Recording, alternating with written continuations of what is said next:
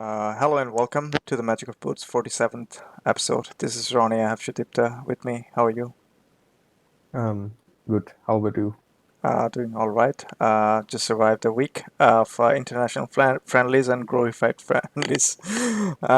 So can't can't really say much. That enjoyed it. I mean, it was interesting, nevertheless.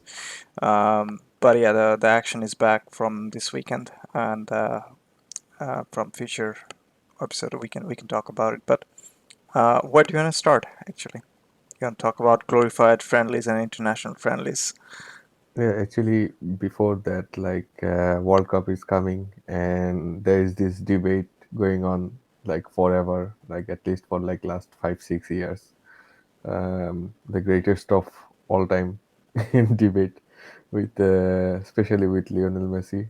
Um, Uh, you want to do that? I mean, well, so World Cup is coming. We have like probably 6, 7 weeks, I guess. no, fair enough. I mean, this is what, yeah, almost six weeks, around 6 7 weeks. You're correct. Yeah. So greatest of all time. But my question is, what is the criteria? That's that is actually a funny thing. If you consider World Cup only, Hmm. then Pele should be the because he won 3 World Cups. Doesn't matter. Or Maradona, Garincha won it. yeah, or Maradona. Um, Then you're excluding players like Johan Cruyff, players like Ferenc Puskas, who's generational talent. Then yeah, you have Eusebio. You had Lev Yashin, who's one of the finest goalkeeper ever been there. Not even talking about goalkeepers. Let's talk about Franco Baresi, Paolo Maldini. mm, Lost in penalties. Roberto Baggio probably. Then you have Ronaldo, Beckenbauer. R9, yeah, oh, yeah. Beckenbauer winning it heroically, and he won it as a manager too. So would he be your? As a manager, it's not like I don't know. So he won it as a player, Yeah, 1974 I know. and I guess 1990. like Didier Deschamps also does it, No, right? then the impact of the game, like Diego Maradona has, you cannot deny. Like he had that Yeah, impact in that '86, right? yeah, So what is the criteria? And also the World Cup changed over the years. Like 1930s World Cup is way different than say 1950s, and then 1950s yeah. World Cup is way different than 70s. 1966 or 70 Yeah, when England won it and Brazil won it again. But coming back to that, in 50s and early 54, there was Olympic was deemed to be even more prestigious. When yeah. Di Stefano won multiple Olympics, never actually just played once in a World Cup with Spain. So He changed the citizenship actually before that. exactly, and then but he won it with the Argentine team, and there was the ferocious Argentine team in part of '60s, but never actually won anything in that period in terms of World Yeah. Cup. But they win multiple Copa Americas, multiple Olympics, and stuff like that. Now the question is, um, in '70s and '80s, football was evolved, and also in '90s it evolved. Now it's totally different kind of sports altogether. Now, can you judge a player by winning a single tournament that is just a cup tournament, not even a league by nation? And No. I don't know. Was it's so hard to judge based on one tournament only. Uh, but if you are saying that now you can talk about UEFA Champions League, that also doesn't really give a proper valuation. One player has great period of time, say on certain years, the team was doing well, and certain years the team were not really doing well. So it's hard. Greatest of all time will always be to me is that whoever has the nostalgic value of a certain person, right? It's just intransible, intangible. So whoever moved you most is your goat. So will Zico be ever be considered on the list? Although he's one of the finest talented players from Brazil, Socrates. Yeah, Socrates. Um, so yeah, yeah, all depends. Even though you have R9 winning it in the World Cup like Ronaldo, uh, Yeah, also y- like you broke had all sort of you records. had Yeah, you had Rivaldo chipping up with some very important goals. Otherwise, that team wouldn't be champion. So uh, yeah, it's not that straightforward. Like I understand Messi has won everything except the World Cup, and you can talk about same thing about Cristiano Ronaldo as well, right? But yeah. can you judge a player but based on what kind of trophy is missing on his trophy cabinet? That's a hard question actually. I want to add something as well. Then what would be the criteria to It for can example, like those players, they if you compare like say for example the Champions League in 60s and the Champions League in 2000s and 2010s, like Real Madrid own it multiple times, you know, and Di like Stefano was Di one of the Stefano was the star of that team actually, and also had other Ronaldo stars, was, Kochi and the Puskas and everyone. yeah, yeah. So Uh, what I was saying um, well, it would be another thing like for example, George Weah wouldn't be in the conversation at top. all. Yeah, yeah, because of the team he was born to. Yeah. Um, Or even um, say for example, if say somehow uh, Roger Milla, nobody knew him except 1990 happened, right? yeah, yeah. There are other way around to like certain players were very successful with the national team and become bigger icon, but never really very successful on the club career, or not that much. Gianfranco Zola was very good. He was never that great with Italy.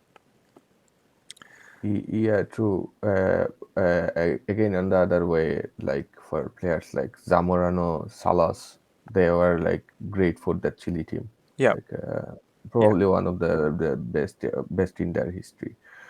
How they played in Again, that's a debate. That's not the best team in history. yeah, but Uh, still, like what I meant, like that team, yeah. how they played when they moved to in the club level, but they weren't that like majestic at all. Think about Jose Uh, Luis Chilvert.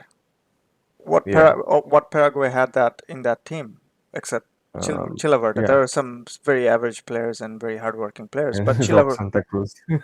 and Roque Santa Cruz, exactly. Yeah, Torre Underflow, the Norwegian team, and stuff like that. So my question is here: what are the criteria could be? Is World Cup one is a fair one? I understand. Yeah, obviously, Diego Maradona doesn't need one alone almost. That's not again true, but if impact wise, let's take it for granted. He had done it. Who else have done it before or after? What are the probability in the statistical probability? I guess Or Maradona came because that Argentinian team, like he was sort of their how can I say their spiritual leader. unicorn, or sort of like their not like a leader, it's like a flag or something like that. Everyone tried to hold it upwards or something like that. Well, he became deity. If the Diego Maradona, he became God. Like a Yeah, human became God. No, he became God for he has charges and he's been prepared. So that's a different conversation. Yes, yeah. that so Diego came from very lower. El Diego came from very lower part of the world in Buenos Aires from slum, and won it, and he had that. Um, he had that character. Obviously, there are debates about hand of God and stuff like that. But then Diego win it. Say for example, he performed, and then there were other good players around him. But he became Yeah, like almost icon. the It's just an yeah, icon. yeah. And there's another thing, like Zinedine Zidane almost have done it in But 2006, question is here: like with this. how many games were in '86 Mexico World Cup? One team had to play. You have three group games, which is seven. I understand totally. But Yeah, 7. how many total teams were there? I think I don't remember actually. let me double check. 24 or something like that. Yeah, probably around that. And there were some now the World Cup is being no, not 24. 24 is right now, right? No, 32. Oh, right. Yeah, exactly. So it's 32. And now the World Cup from 2026 it's going to be 48 teams. Yeah. It, So it it will really be a World Cup or something. now, it's a question. Can you actually compare different generations? Even the Brazilian last time they won it 2002. That football have totally changed to the current one, Yeah, right? yeah. It's so hard. I know some people. Obviously, I'm a huge Messi fan, and I'd like to see him win. But does that actually matter? I mean, he has done it consistently for 15, 16, 17 years. He has adapted in different roles, different kind of situation. He showed his diversity and how to help the team bring it up. Incredibles, not just in terms of scoring, but in every asset of the game. Well, if you think about it, like he played almost like 8 to 900 matches altogether, and the among like the over 300 games, like around 320. I'm not sure about the exact number. He was the man of the match. So like one third of the game, he was man of the match of the of the among the both teams, between the both teams. Fair enough. And again, I'm going back to the a lot of other arguments can come from Cristiano Ronaldo's camp, Yeah, yeah, true. That is the thing, like the part of the thing missing, like from Messi supporters and also like Ronaldo supporters as yeah, well. Like but Ronaldo scored over 100 and yeah, I guess exactly 117 goals in international level. different type of player, apple and Yeah, oranges. different types of player. Yeah, of course. Now you're going to argue if you're talking about just a scorer. Look at the average scoring of Gerd Muller per game. Would he Yeah. be in the contention of GOAT? I don't think so because Yeah, there's this thing, Germans won't be probably yeah. in that debate for some reason, I don't know. But there are so many German players, like you mentioned, Beckenbauer, um, and Gerd Müller. I guess those two are like, how can I say, like universal, like accepted. There are other players Well, who can, not just that. Even Lothar Matthäus Matthews, yeah, is so like he influential in played 1990s World Cup not winning. only 90s, like he started like how can I say, um, he started guarding Maradona probably from No. Argentina. Obviously, He played 5 86. World Cup or 6 World Cup, I No, guess. Like that's I'm talking about that's another. in terms of impact as a player. He was Yeah, influential in 1990 World Cup as I think he was one of, if he's not the player of the tournament, I don't know. But will he be ever considered as a contention? No, because he doesn't play as a striker or a forwarding. And also it's all about artistic value as well. Like say for example, the dribble pass of Maradona is not yeah, as, I cannot say that word, is as beautiful as say for example a tackle from say Javier Mascherano or Franco Baresi or name any other players. yeah, So people always enjoy the offensive side of the game. So in that sense, Messi. Actually, that is the difference maker to the game. Yeah. Like otherwise, 22 Eh, people running around with the ball yeah. and doesn't make any results or anything. So like sort of like Gary Lineker scored. Yeah, that's why even Totti or even Del Piero was in that 2016, right? Who was the striker at from Italy? Tony 82. Paolo Rossi. Paolo Rossi. Yeah. So he I had that heard so impact. much He had that impact. story about him, Yeah, exactly. like from my uncles. Yeah, yeah. So there's so many World Cup legends right there. Yeah. Also, like if you think that defensive Brazil from 1994, Carlos Dunga was the how can I say the destroyer, sort of like a man. uh, I would never like to talk about Carlos Dunga in any form. I don't have any. I can talk about Me Romario, neither, Bebeto, but yeah, me neither. But but Carlos that Dunga, no, team, thank you. that team actually, Rather, I how talk can I say? with Cafu and Tafarel, fantastic Oh yeah, players, Cafu. Uh, fantastic players. But again, I'm coming back to your debate. What is the criteria? Is it World Cup only, or is it every trophy in the No, cabinet, or is it about the player that brings the joy and has an impact? What is it? Or it's a stat? I don't know. Like for some reason, with Messi, I would say like everyone wants him to at least like people who are Ronaldo fans, except for them. I guess everyone wants him to win, or also like Germany doesn't want to. But yeah, like that's another story. But Well, with Messi, I guess like you have seen a player doing all sort of magical things, and yeah, I guess like doing it for over years after years, like mm. for so many times.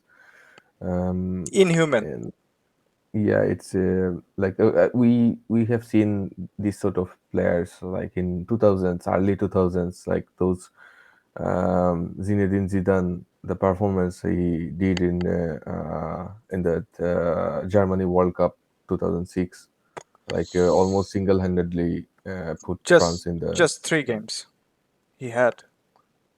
I can yeah tell about against Spain, against Brazil, and almost in the final. y- yeah, But otherwise, Zinedine was. I mean, Zidane was okay like because he was whenever aging. Obviously, his yeah team needed him. whenever yeah Yeah. whenever his team needed him, like he was making those switch passes, like he made But some question key is, passes. would you ever consider GOAT debate and include Zidane in? Because he was not. Even in 1998 World Cup, he was influential in the first two second game and group, and then later Yeah, on in the semifinal and final. yeah. Uh, But yeah, you can when you think about it, like it's only like 7 matches tournament, and like he's doing that in like 3 4 matches, then that means like it's almost like over 50% that there. So but then he has the structure. He didn't just do it yeah, by. He had that structure of Christian Vieira, Didier Deschamps, and then JJ, a lot of other players around yeah, Zhirkov, and he was red carded in few games, and he was missing. And then they have won it against Paraguay as well in '98, and also in 2006 too. There, Thierry Henry was in great form. You had Pires and others. Brilliant French team actually. yeah, Um, but Ribery. you can talk about same thing about Maradona's Argentina. There are some Yeah, Voltanos. that's what I'm saying. Like this two has some sort of similarities, but people remember Maradona because of the magical impact. Everything and the way he is and Yeah, the outspoken he is yeah, of course. and he's into someone else's skin always, right? He plays the game in a different level, Yeah, very psychological and very upfront of a guy, and yeah. he I always recent liked the attention. I guess that Argentina team needed that kind of a figure to get that attention, and I think also the manager Carlos Bilardo. I think the perfect match for Yeah, of course. Maradona. Like we discussed, probably we'll do it in our Other when other yeah, other videos. Probably when we were discussing El Cholo Yeah, at the time. but yeah, that Bilardo and dark arts and stuff like that, and Maradona himself. So yeah, it's to me, it's not. If you're talking about impact on the game, if it's someone who has that impact on the game, who has changed the game in a better version, it has to be Johan Cruyff.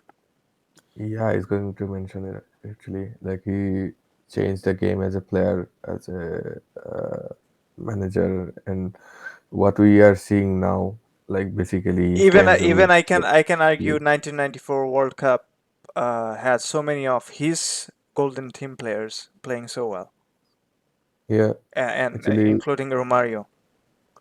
yeah, true. And if you think about that like that, actually, like in 2010, his how can I say, like um, prodigal son, Guardiola produces Iniesta, Xavi, that team. So Like, his grandson, prodigal grandsons, right? So, yeah, prodigal grandsons, and yeah, Germany played a different way in 2014, which is like one of the probably beautiful German teams actually have ever exist. I would say. Well, yeah, people can argue on the, I guess, Klinsmann's team, no, but they it was never. not. It was not as beautiful. No. Yeah, but it was not. But compared to like what we expected from Germany, Klinsmann's team was the first team to actually um, change the concept of football in German footballs. But now, let's go back to the Yeah, but like debate what I on the was saying, goat. yeah, Would Pele do it for you? no, he's not actually for some reason. Why? Yeah. Um, there are so many like things he Because he counts every goal in his backyard, or yeah, that's not actually like Romario also does that actually. So uh, I don't know. people According still to say Romario, he's still counting peop- his goals in FIFA 23. yeah. Also, like probably he has some. I don't know, his FIFA version or something like that. Actually, probably he also counts that too. But yeah, like uh, he has other players. Like we talked about this. Players like, for example, we talked about Ronaldo R9, we talked about Messi, and everyone actually has to evolve to be who they are for over the years, but Pele did not have to actually. That's Yeah, another issue, he always but had. that that doesn't mean he's not like that unevolved player. But No, the he thing is. is that like It's great. But the he is question is, he was in winning team for three times, yeah. um, and he played significant part. I'd say, or not on every World Cup. And Garrincha was probably the first, especially the first World Cup. Garrincha was a man. Yeah. Pele did his job.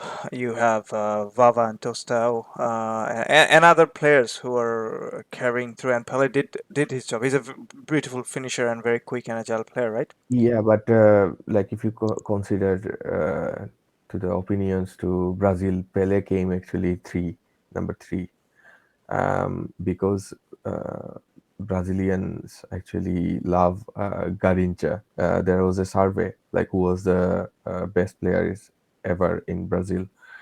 Garrincha was there because people remember him, not only because of his goals and stuff, but because of how magical he was. So that team actually had something special, and Garincha was sort of like a centerpiece. Like Pele was scoring goals, okay, but Garincha was there. How can I say? their spirit. Even like they had a good run in 1966, but so many players like they were injured and there were other issues outside of the field. They could have actually win it in 66 as well. Um, so there's this debate actually. But So, so for you, Pele isn't making the final cut. no, like not in the number one, but he's like there, like in top three or stuff like that. If you make a top three without Pele, it's not like possible. Because another thing I have to mention, like that time with Brazilian football, like there are so many. It's almost like the same, you know, level as South American football actually. Like, and players are not like they did not have to come to Europe, you know. Um, Yeah, so but that's not entirely true. There are a lot of players were yeah, being, there were players like that but generation had there was Stefano, but they did not more have to. poverty for sure. More poverty, Yeah, yeah, of course. especially if we talk about 1950s World Cup winning team in Uruguay, the historic Maracanazo. There was as Alcides Gigia. He basically was so poor and died almost in poverty, um, and without kind of food. But But that is a completely another story of Uruguay. Like they have uh, like even like there is stories from Brazil, Argentina. Like they okay, they are becoming stars and they are becoming successful, but Mhm. not like that in Uruguay up until probably 90s.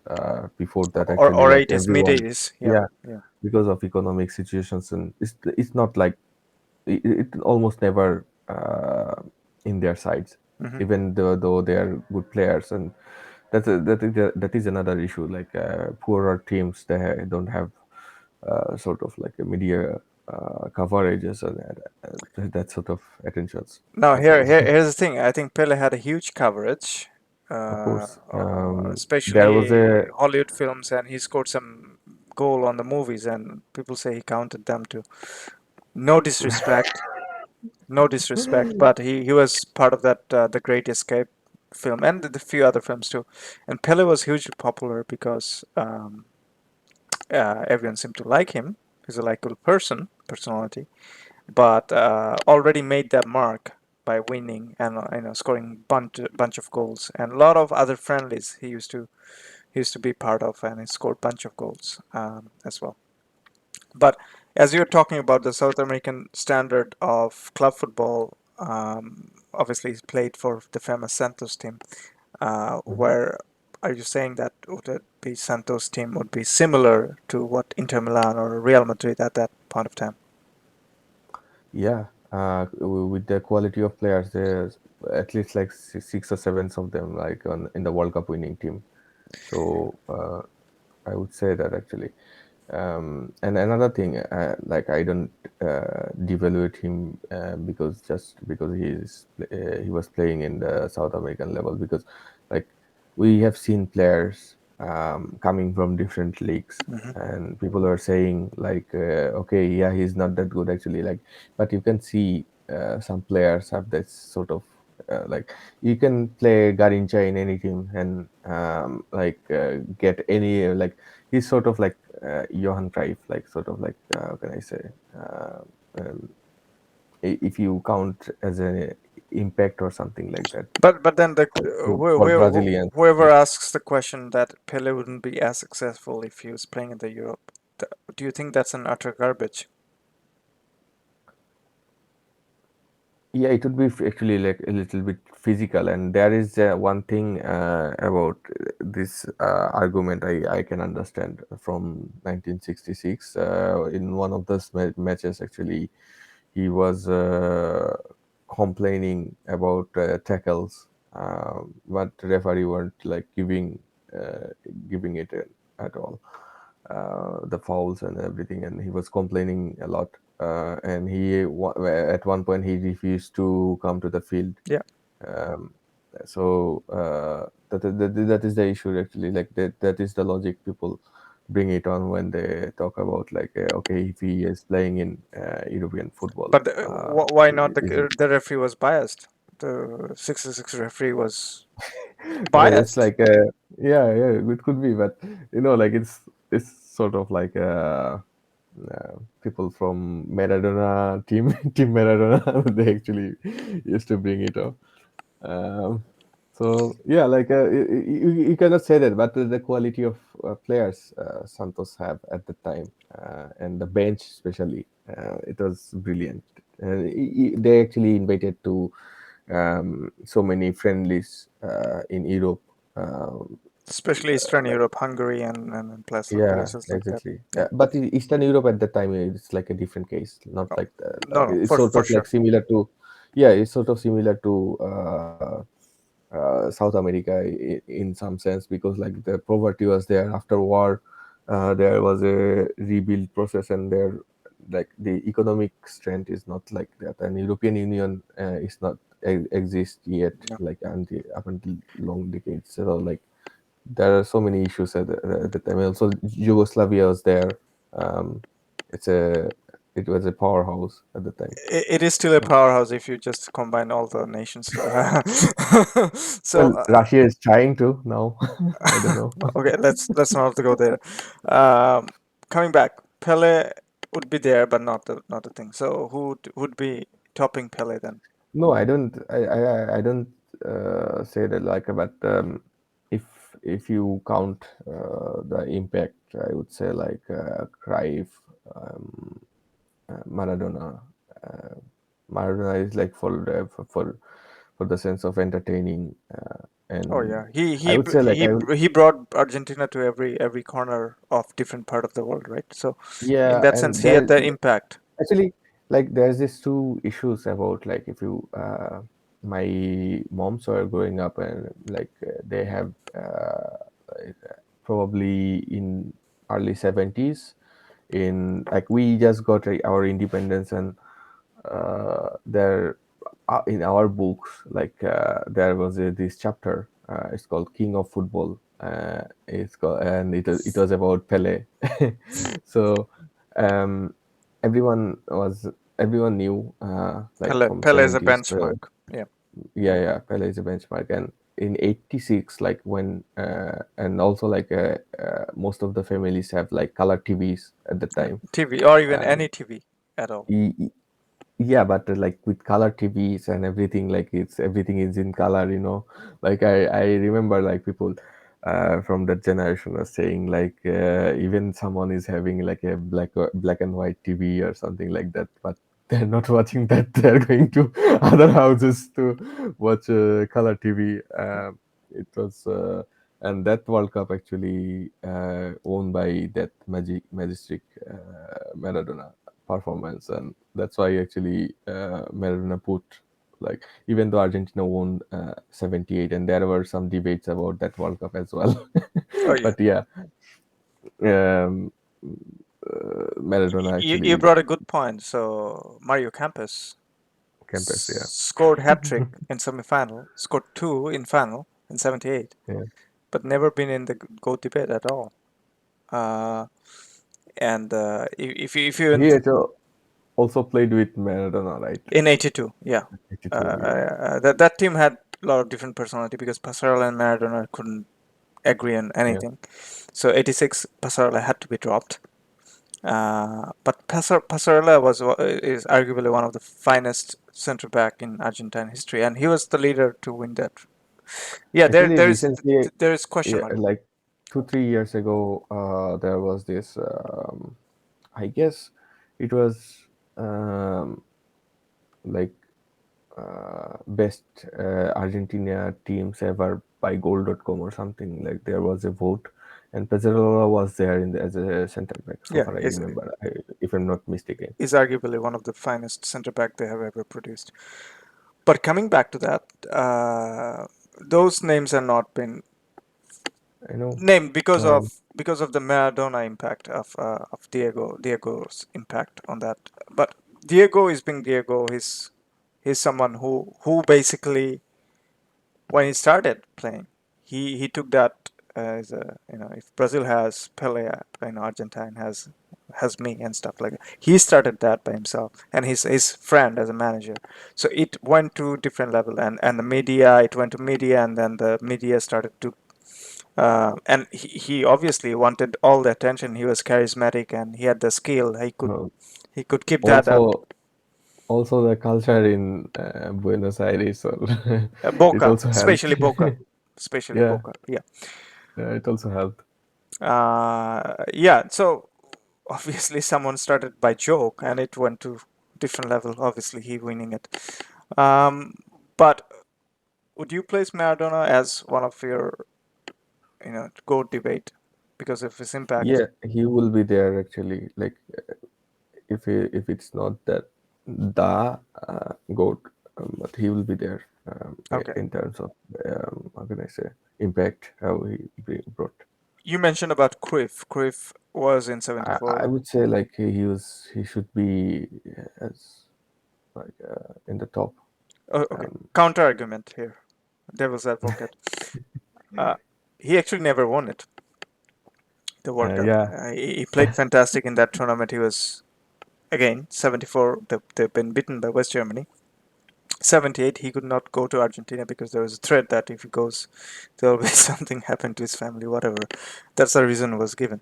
But he didn't go to that Dutch team final. Obviously, they've lost the final against Argentina. But mm. his influence is actually outside of the World Cup. So now my question is the GOAT debate is only about World Cup, or is it about football in general?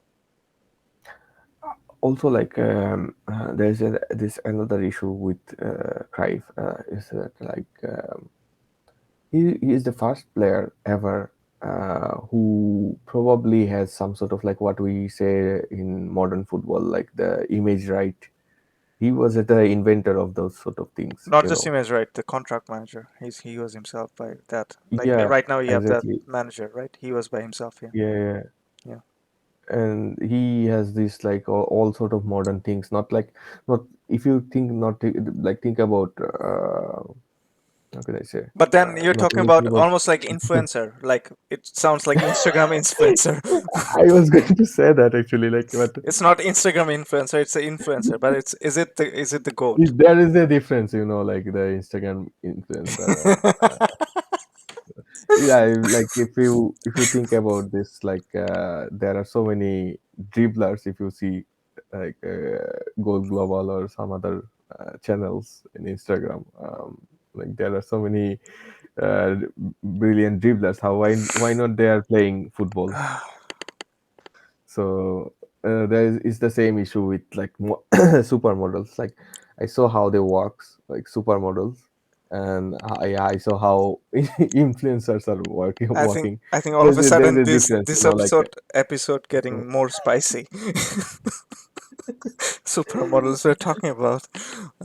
oh yeah, there are difference between like professionals and amateurs, you know. Like but you can see like even yeah, there is this female players like like this YouTube algorithm actually if you like one thing then they actually like keep repeating about around this topic like this players like women player named Alicia Lemon. hmm I saw like some of her goals and now they are actually like keep Yeah. bringing it up and stuff like hmm that. And what I'm trying to say that like with even with this like there is a difference between her and Alexia Putellas, Poetess. you Yeah. know. Yeah. Yeah, so like um so what I'm saying trying to say like with him like as Cruyff. a centerpiece Cruyff, yeah. Yeah. um I don't know. He's sort of like I I would say like when you think backwards, it seems like he's already saw the future. You know, Yeah. Time like time traveler somewhere. Yeah. some sort of like time travelers. Or he could see There, see the things what gonna happen in future. So, or he was ahead of his time. in certain ways. Yeah, so like he was ahead of his generation, and I saw so many players. They're not actually thinking. Like we saw like great players playing footballs. Like when they're playing, they're different case, and only few have won World Cup or Champions League as a player and as a manager, because like it's so hard to think uh, when you were because you don't have time to think when you were in the football pitch. You are just reacting, and No, no, no, no, no. Some things, yeah, some things. some players Hmm. they took it. It's like so many like level. Like for example, Messi is there only because not only because because of his how can I say dribbling skills or scoring You're goals, talking about but physical skill, but also mental skill. also mental skill, like how he sees the games. And everyone, like so many players are like saying like he as if he is like watching it like a bird's eye view or something like this when he passed But the ball. wouldn't it be same for, say, So example, if Cristiano Ronaldo or Gareth Bale scoring a bicycle kick? They've seen it like in a slower. no, those are physical, Okay. like Physical attributes. Like response. Yeah. yeah, physical response. Like what I was saying, like Messi can see, or like for example, um, Steven Gerrard and Frank Lampard. They played for England, that English team. Okay. This, like how can I say that there are so many controversies with them, and why not they did not work. We are not going there today, but like Stevie G has vision, like he could actually find players. That's why even though Frank Lampard scored more goals in Premier League, Stevie G is there always because of the not only because of his scoring. He scored brilliant goals, and some of them are like, how can I say, one of the important goals in Liverpool history even. Mm-hmm. So you can score goals like we talked about that Erling Haaland goal. We have seen that actually from Mm-hmm. Johan Cruyff. Mm-hmm. Pep Guardiola mentioned it just after the match. Mm-hmm. Um, so physical attribute will be always there, and also like with the mental attribute, we saw Maradona how he was as a coach. So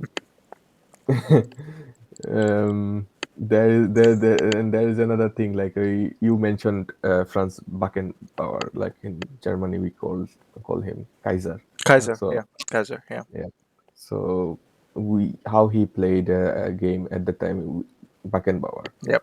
Like people mention like even though he's not a scorer or anything, but people mention him because like how he was able to deliver like a team performance, like controlling other, like vocal about stuff, and like with those sort of things, like simple difference, actually put those players actually way ahead, I guess, like then a little bit ahead of Maradona, I would say. um, So no Messi, no Ronaldo. um, Come Messi on. will be there, but not Cristiano. I don't think so, Okay. So because you're saying because Messi is there because of his overall quality as a player and for his consistency. Um, yeah, not only that, Cristiano has consistency as well, but what I am saying, like the how they played the games, no, no, no. it's like Consistency of different things because Cristiano has consistency of scoring, right? But yeah. Messi is not So about just scoring. he evolved that way actually, uh, Yeah, different uh, directions. Yeah. different directions. Like Messi is more now like a, how can I say, uh, Creative. midfielder. Well, he was Yeah, always a creative guy, but yeah. more of a more and more creative midfielder. Yeah, Yeah. then that's another debate. Like people are asking about like nowadays, like who is better, Mbappe or Haaland. Haaland? And I saw Thierry Henry is telling like that I will always choose Kim, Mbappe because um, because he's French. no, Okay. not that actually, because Mbappe actually could take players one on one, and he's more involved in the game. It's like 2 years ago, not now. Yeah, I But yeah, guess Mbappe saw that interview. probably. So yeah, now they're sort of like a similar players, like what Neymar I can doing see in one guy is England. a team player, one guy is not. So Yeah, and there's another issue. Neymar is not even in the like I don't know talks, but he's already scored like 75 goals for well, Brazil. only Neymar because Neymar has a little bit of blame because when is the time is the World Cup happening and is this the same time he has to go to his sister's birthday? It was 2014, I guess. No, no, no, no, no. Oh, no, no, There's no, there's certain 2018. period, certain calendar each year he has to go to Ah, yeah, his. February. Oh goodness, thanks goodness. Otherwise, the World Cup would have been different. So Neymar is fine as long as he's focused Also, like after Christmas, he has a tendency to how can I say get injured. or go down.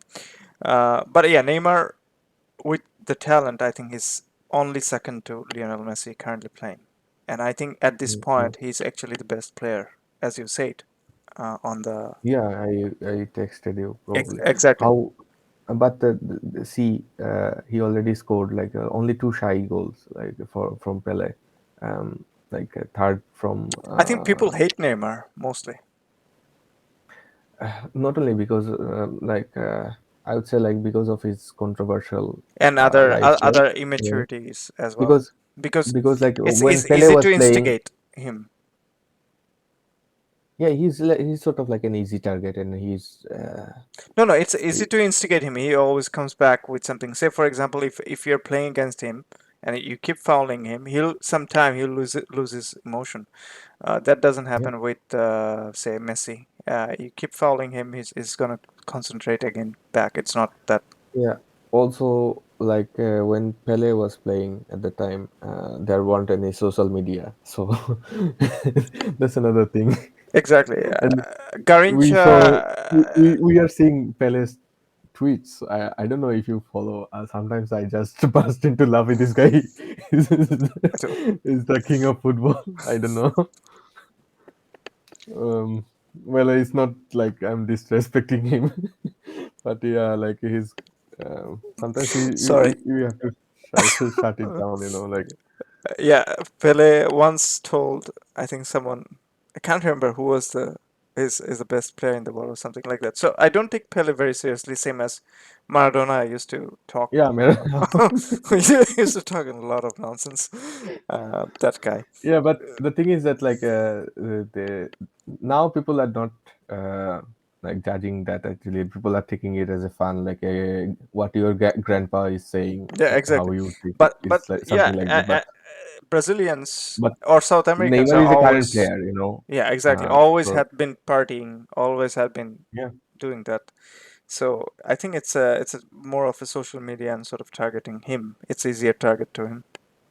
yeah. Also, like when that early 2000s, like the tabloid generations, they attacked fairly on Ronaldinho. Um, Also, like his lifestyle was not. Ronaldinho, yeah, as a magician, but yeah, he was like Diego El Diego. Yeah, yeah, he's so much similar. He has so much similarity with Diego Maradona. But except like he is not that arrogant. Like Yeah, he's always smiling. Yeah, he's always smiling and that's a good not thing like about Ronnie. Yep. Uh, mm, but I mean, you can debate about this guy or that guy. You always have logics, but there is no yeah, even if Messi win it World Cup, I will find people coming against it. Oh, that was fixed. That was rigged. Stuff like that. So there will be people talking always. yeah, of course. Yeah. So I find the GOAT debate itself is not really like you cannot have one criteria because every generation is different. So all you have to say, this is good and this is good too. And I enjoyed Messi playing. So if you enjoy that value, that's what it's all about. And the skill set. um, that a person brings to the game. It just worth watching the game. It's going to be hard once these players retire. Yeah, also like people always try to tend has a tendency to choose from their generations. Or family, So whoever supports the yeah, whoever team, right? so yeah, that's another issue. Like Bias. yeah, of course. And now there is TikTok, and PSG is the champion of football. I don't know. So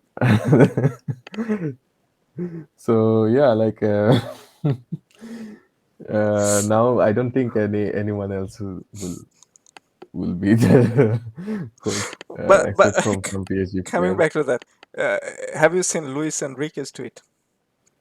Yeah, I saw that. Like, let's move on to Okay, there. Actually, like, okay, there's something going on with Spanish football and stuff like that. okay. I could not actually believe like he was so like just before the World Cup. I don't know.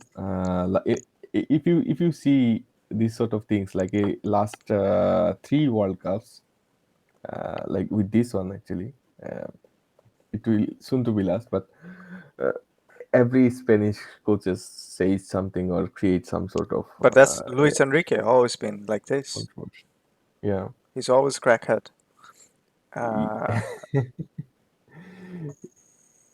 Yeah, I don't know if you can say that, but yeah, like no, he he is has that a little bit motivated. Yeah, he has that persona because I remember 1994 World Cup so clearly because of I think he was playing against Ireland or something and got elbowed and there was blood shirt and everything and he decided to play with all the band-aid and everything because he just wants to be there and he's a fighter. He will fight back everything. So he's he has that problem of expressing because he comes too hard and but do you know he has a manager, personal manager yeah, I know.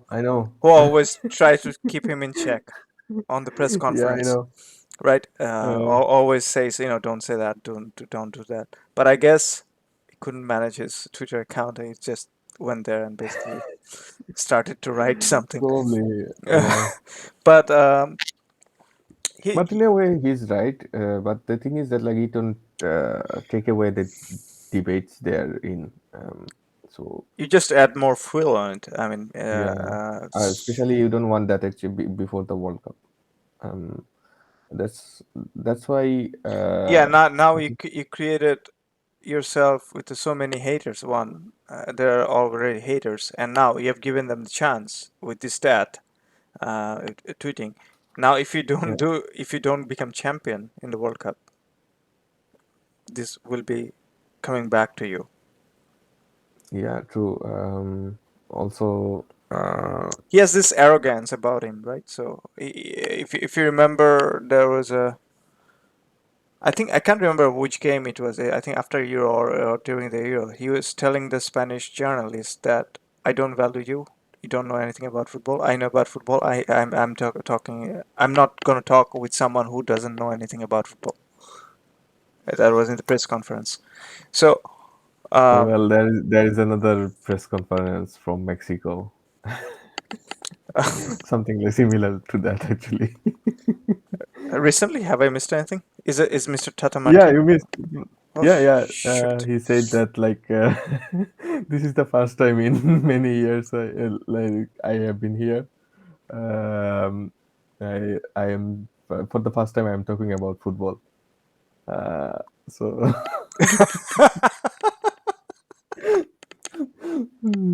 so he is like implying that the journalist doesn't know anything about like. But that's not always true. Like like for uh, example, Sid Lowy, I always write like his writing. Um, it's so no. Mexican journalists are very passionate, and I know a few of them. I mean, I follow a few of them. So that's not entirely true. I guess it was just a lot of criticism of Tata Martino is going on in yeah the how Mexican the media, right? how Mexican team is playing right now. That also. I would say. And there's always a problem with the Tata Martino selection. Not a lot of people are happy. Yeah, true.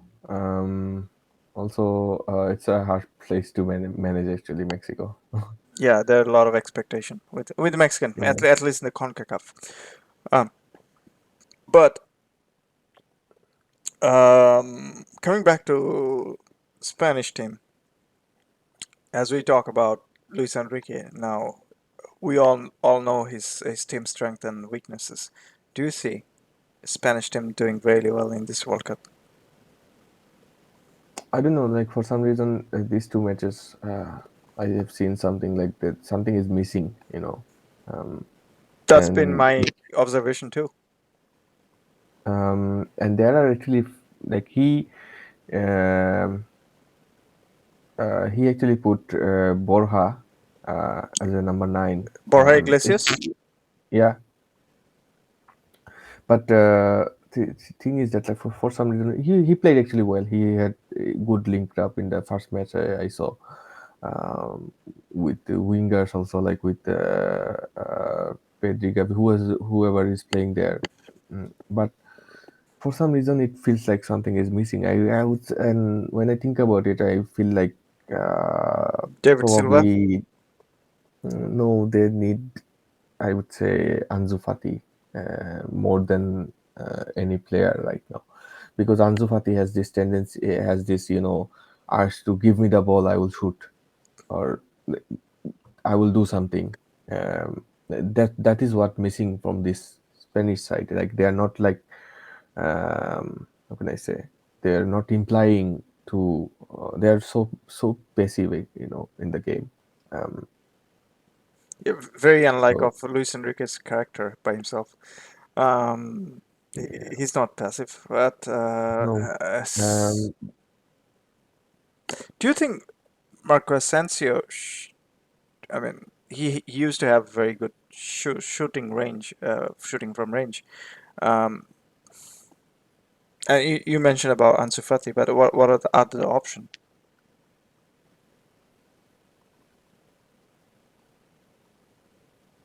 hmm, this is a good question actually.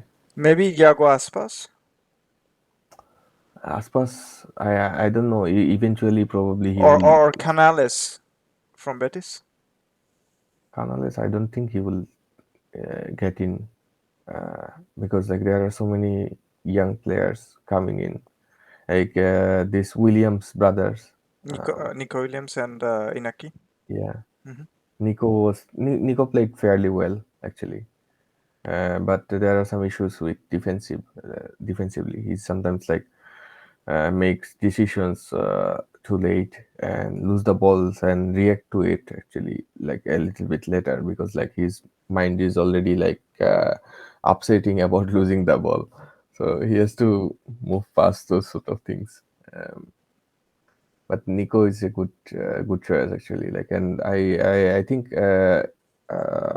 with Borja, Nico, and some other players, I would say like Enrique wanted to Test some um, of the other test, option. yeah, Yeah. other options. But Especially, I liked Iglesias definitely. Yeah, the mix he was put there. I think it was interesting. yeah, but against a match with Portugal, he put Morata, but Morata scored, fortunately. Um, but I think Morata will be their number nine. No, no, Uh, definitely. I mean, two different kind of two different sort of number nines, if you may say. yeah, but Morata is like sometimes give you breaking the deadlock if teams are sitting behind a little bit. Is that good? But is Borja will Borja is like Bora is a more physical. He's gonna occupy the center backs, and if Pedri and Gavi needs to he come also into. goes in link ups No, no, and that's what I'm sometimes he saying. drops down. Yeah, that's what I'm saying. He's gonna bring those attacking midfielders into the game. That's what I thought. But then you have to encourage Pedri or Gavi or whoever it is um, to shoot from range. Yeah, and also like the lose these games against Switzerland. We probably talked about that actually. Yeah, but we didn't talk about Switzerland. Oh, Here's my question. Do you think we or a lot of other people are not even talking about Switzerland and they're the sleeper one? yeah, exactly. Now, right now, Xhaka, how he's playing, is like playing in the club level as well as National team. Mm-hmm. national team as in the same level. Mm-hmm. Normally, he's not that good actually with Arsenal. Like he has this issue with consistency week by week. But we are talking about a tournament of 4 weeks, I guess. Like yeah, Yeah, and he was still very good at Euros last Euros too. yeah, even like he's playing well. He was playing well. If you remember that match against Argentina, he was playing well. 2014. Yeah, Okay. But I remember a game against Brazil, I guess last World Cup too. It was good. It was very good. I think they're troubling Brazil a lot, and they're playing Brazil yeah, this World Cup. I yeah, think. Um, I don't think Brazil will like what Switzerland has to offer. I mean, I'm yeah. not But saying Brazil will be beaten, but what I'm saying is no, that they no, will no. not like. They can be really good in stallment, and they are. Another thing is like I saw that both of their goals came from set pieces um, against Spain. So like there will be well Swiss are historically tall players so And a very tight team um, to break down. yeah, yeah, exactly. And there are blocks like with I'm not talking about even defense. I'm talking about this midfield with Freuler and Xhaka. Zakaria No, or Granit Shaka, Xhaka. Granit Xhaka. Okay. Yeah. So like Freuler just got into that Nottingham Forest team. So, but I have seen him playing. He's doing well. Just on a side note, can I make a pun on Nottingham Forest? I mean, just think of how many people are there eating lunch or eating meal together on that. Yeah, and not even that. They're not necessarily knowing each other for a long time. That's okay. Because all are new. I think they know they came for a picnic and have a fantastic meal and go back home because they might not play in the next season. But yeah, coming back to um, Freuler. Freuler, I thought is a fantastic player. I've seen him in Atalanta, playing pretty well. Very technically astute player. Yeah, and thing is that like there were like Shakiri dependency in the past. Now this player Zibril So is like or their pronunciation Sov Mm-hmm, probably. mm-hmm, mm-hmm. He was playing for Eintracht Frankfurt. Frankfurt. We saw it. Yeah. So, but he's not like in form right now. That like, but still he's playing well for Swiss team. his team. So there's this like like a little bit less Shakiri dependency, you know, uh, and there are like there's another player. Yeah, their striker Embolo. He he he is a sneaky player from Monaco.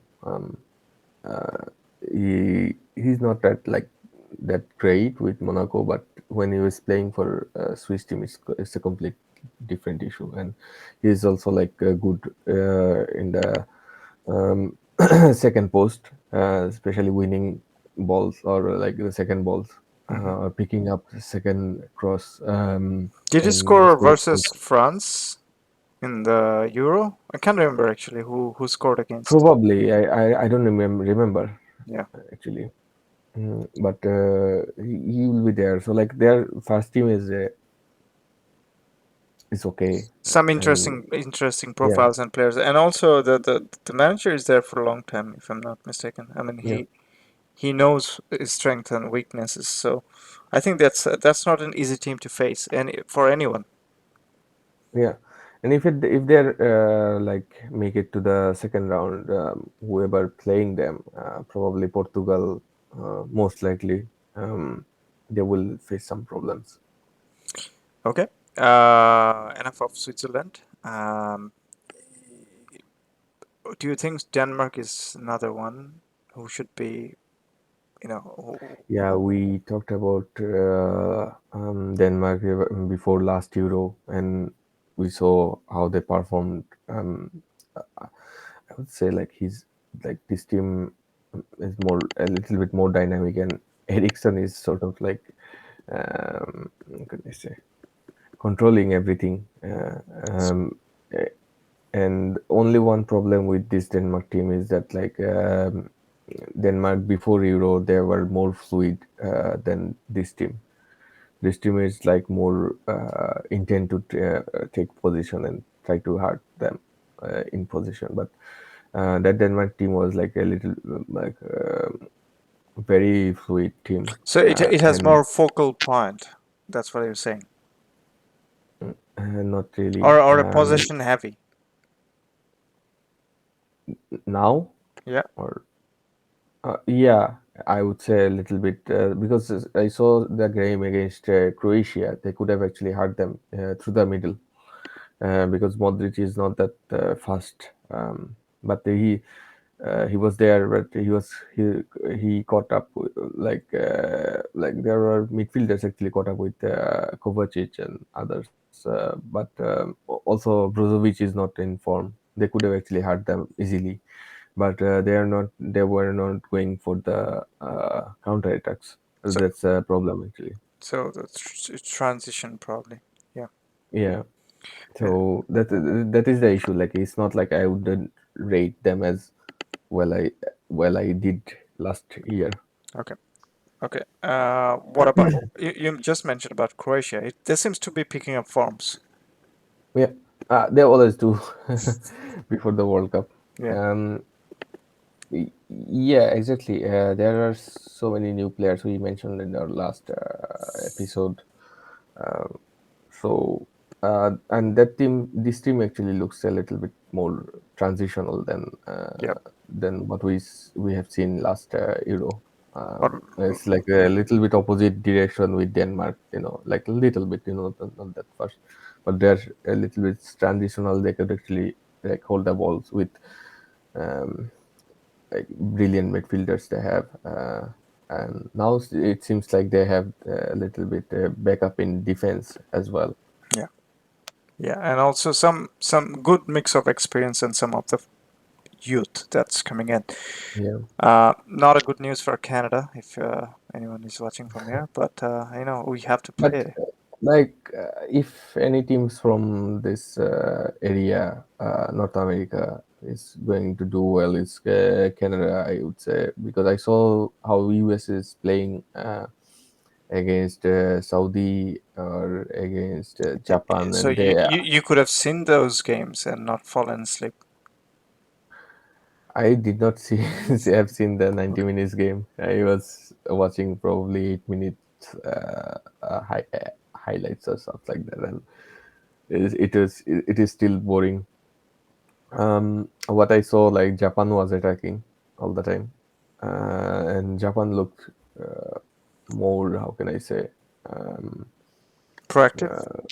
Pro. proactive, and also like Minamino is a little bit out of form, I would say, but they have so many players in midfield, and I don't see them actually going down that easy. Japan always been, and especially that there are other players coming in, Cameron and players like that. But Yeah. who didn't we talk about? That is kind of promising. Croatia, we talked about it, but a little bit of Denmark, a little bit of Switzerland, probably a little bit of Serbia. Serbia doing fairly well. Yeah, about that actually, Serbia is playing in different league, right? No, that's With totally. I understand. I mean, different bracket. levels, yeah. Yeah. But But mm, you can this team, always play who you yeah, want. yeah, yeah. But what I'm saying, like this team, um, this team has actually like a fairly well. It's not that um,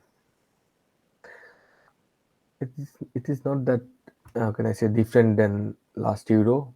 I would say, Hmm. and probably they had an upset last Euro. Hmm. I don't Hmm. if I'm not correct. But yeah, uh, with all those players they have right now, they seems a little bit different team, but difficult team. But problem is that like I don't see them actually way past second round. Um, Why is that? They um, can't beat Switzerland. Not really.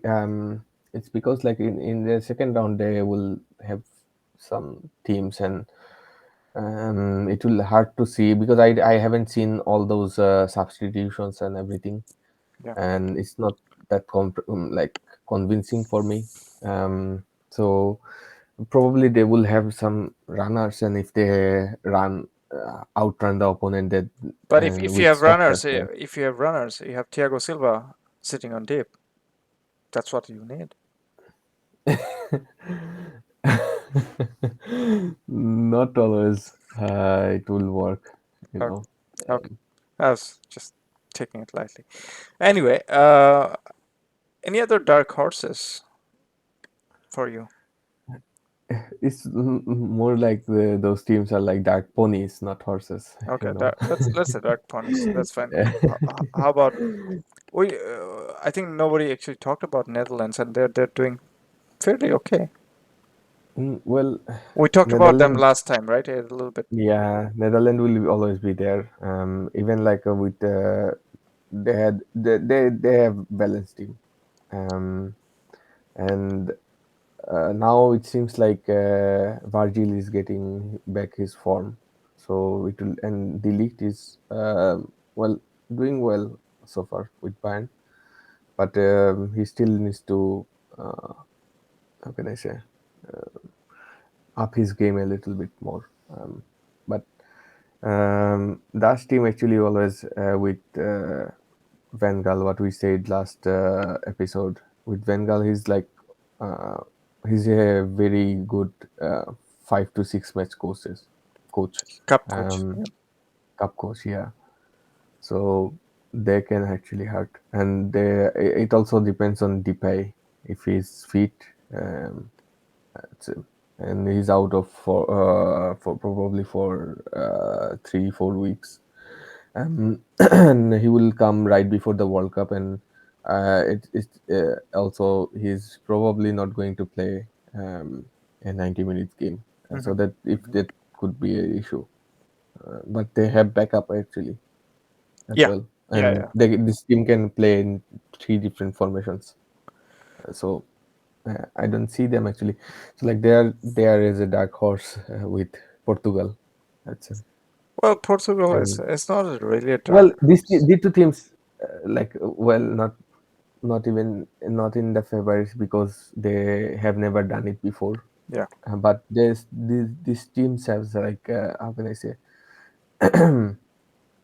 uh, they have firepowers to make an Hard, upset. hard opponents. Yeah. But my question regarding, as you spoke about Portugal, so do you think Wow Felix should have a bigger role to play?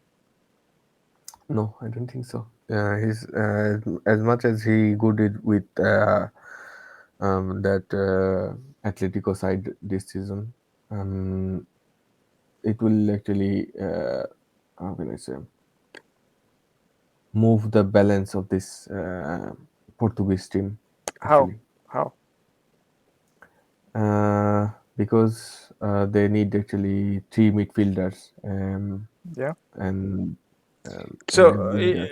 say for example, with all respect, obviously, Cristiano is now being the center forward, and you have Diego Jota Mm. on the mix, and also Rafael Leao. So I don't understand how this team is actually struggling in terms of obviously, It's all about mentality. and Um, also the creativity a little bit. Obviously, you have Bruno Fernandes, but adding maybe Felix, or maybe I don't know some of the games. That is the thing. Um, he has to decide how his team going to play. He's always like doing this thing since that Fernando Euro. Santos. Santos, yeah. He always trying to how can I say, relying on the individual performance, not any tactics or anything. You need to sometimes you need if you are playing unfortunately against probably Brazil in the second round. There's this possibility. Yeah. Um, so you won't pass with this against Brazil, and now how they are playing, especially Brazil, it's like you need something special. And with Bernardo Silva, we discussed about that. Like he can play in every role, Hmm. especially he can even play as a false nine Hmm. and in interchange with Fernandez. And Fernandez is also like good in scoring goals But as well. yeah, that So become more fluid that will be more fluid. So like I'm not saying that, but this team needs a little bit structure. Yeah. for sure. Um, I and agree on that. I would prefer like how can I say Rafael Leo before Jota, and Fernandez is actually good when he's receiving balls in between that circle, like the D box and the central circle. Like he is like good receiving balls in that area, and if you put Bernardo Silva a little bit like deeper role, or they have actually players like Neves or Joao Moutinho. Moutinho is probably a little bit has a deeper role, Yeah, I would but say. he can pass long passes. Yeah. Yeah, yeah, exactly what I'm saying. And also like this guy from Nunez or something like that Yeah. from Wolves. Like Yeah. so, they have like so many players in the Also, playing that our Real role. Betis Portuguese defender. What's his name? I'm a huge Yeah, fan of him. yeah. I know who you meant. I actually forgot his name as Well, well. let me send you. It's just can't I can't remember at this point.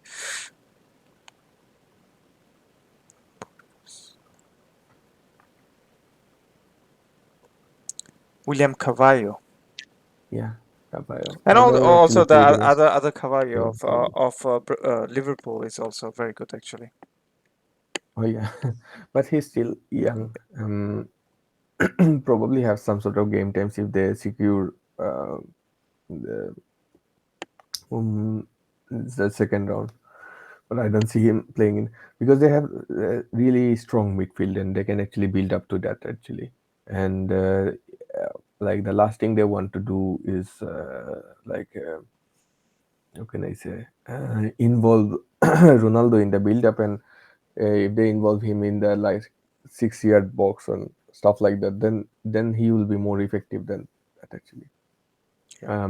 So also in certain games, uh, I I don't see him actually bench him, um, Ronaldo. But in certain games, they might have to, but I don't see him doing that actually. So that is another issue because like Diego Jota, if you are playing Jota, Silva, and Liao, this team actually can press up high and cause all sort of problems. Um, if you are playing with Ronaldo, you have to little bit sit deep or something like that, or play a more default football, what they are trying to do now. Hmm. But they cannot get away with this against Brazil or um, I don't know some other teams. Well, maybe against Brazil, you don't mind sitting deep or play default because if you let Brazilian, I'll counter argue that because if you let Brazilian front three right now, Vinicius, Charlison, and Rafinha, Well, that is another issue. If teams are sitting deep against Brazil, they will Vinicius have is they will have Vinicius problems. is yeah, Vinicius is a little bit inactive because he cannot run behind. Same Um, as almost Rafinha. no, Almost similar. I mean, he can come Rafinha, inside, but yeah, he doesn't have space. He can't run much. yeah, Uh, and also s- like he's a fairly sort of one-footed player. I would say like Anthony is better choice if teams are deep, sitting deep. but then again, that's how you can play against Brazil. I guess Santos got it, so he's probably being a genius and just preparing for it. I don't know.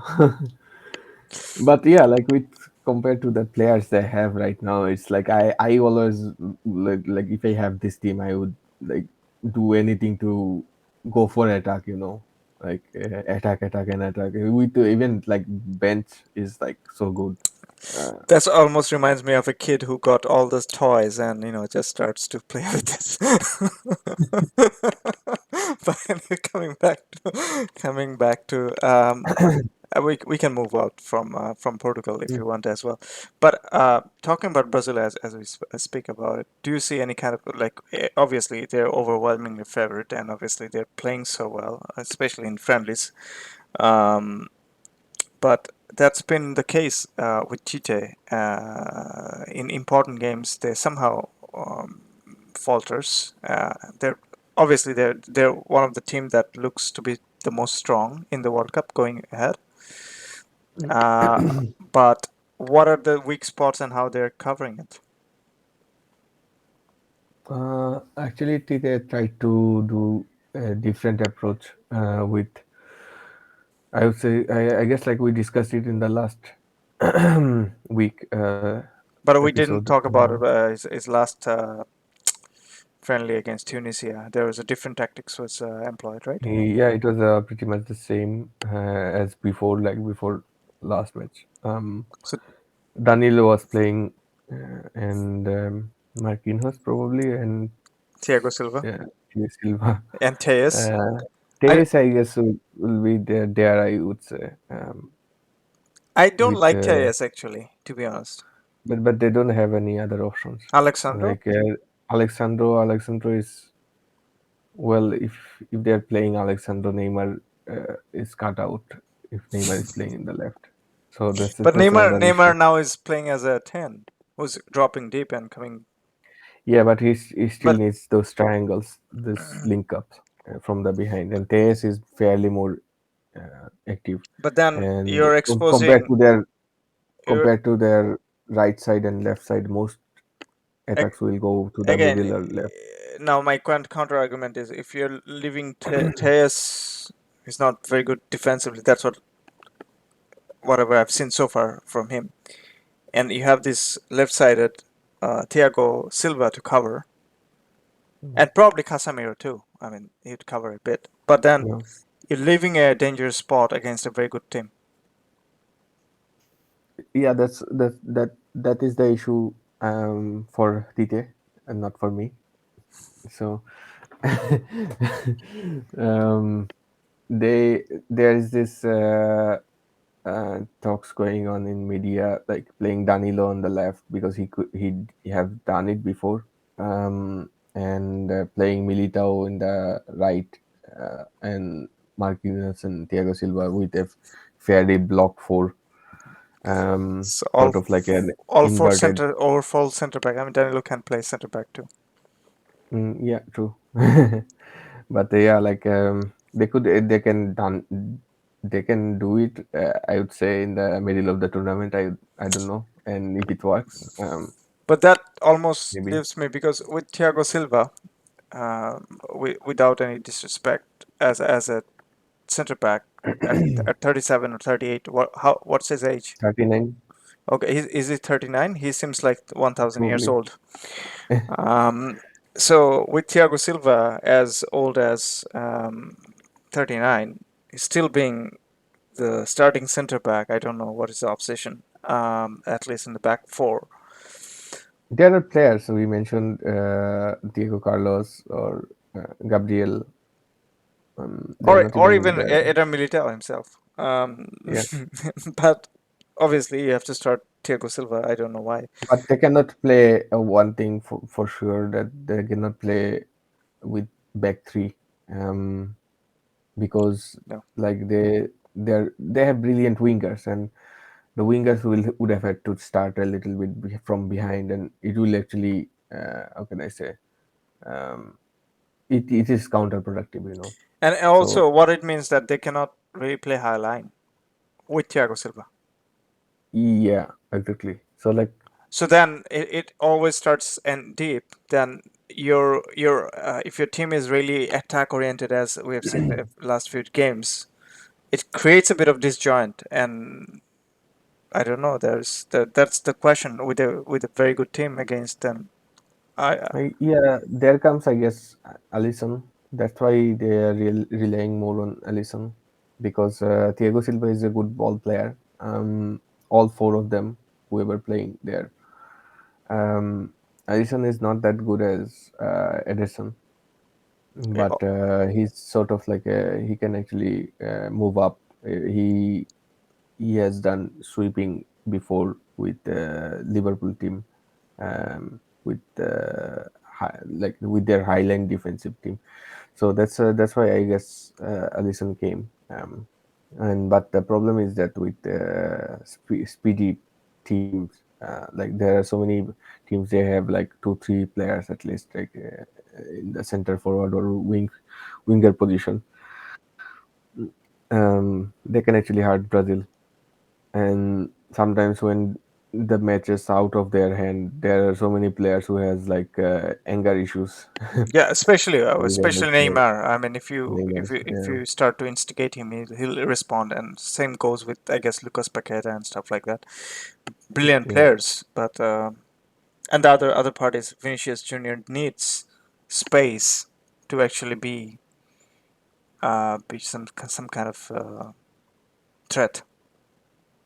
Yeah, he's deadly with space. But without space, I would say like there are better players in the team. Like for example, another thing is that like I'm not sure if they are taking Gabriel Jesus No, because he's Richarlison is your choice as a yeah. striker, Richarlison is like and also good in Pedro. counter. Pedro as from I think it's Palmeiras.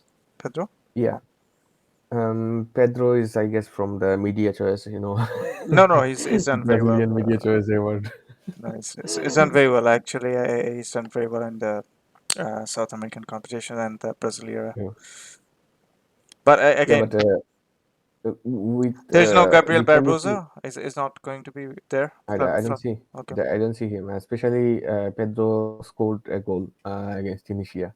okay, Probably it is his first match, I guess, yep. debut match. Yes. There's no Ronnie, by the So way. who? No, No, um, they don't like you. You are a Argentine supporter. So no, I'm not. I can play for Brazil. Yeah, not a problem. so yeah, and another issue is that like what is it? Pedro scored. Oh, Richarlison scored two goals. And probably there was another goal.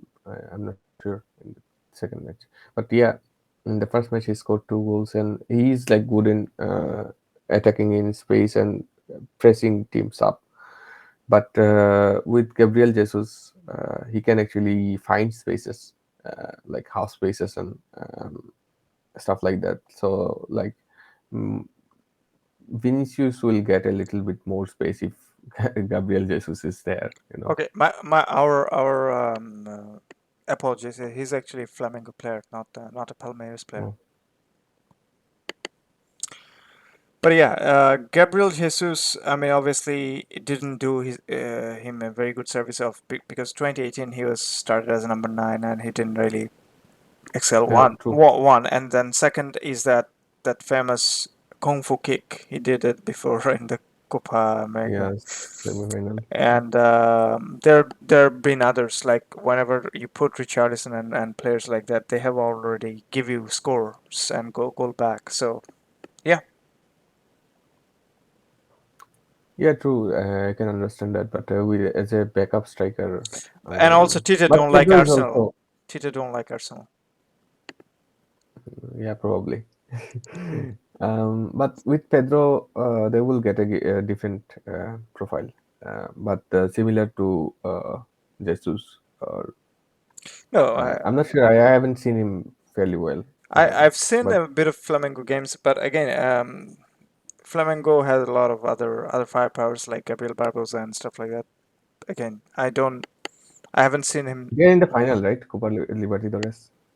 Yeah, Hmm, yeah, okay, back to back. yeah. No, the Flamengo is doing very well. Hmm. Um, so yeah, enough of I guess Brazil. How do you see the other team actually that probably can challenge them is Argentina. Mm, have you seen the free kick goal? Yeah, Well, that sums up everything.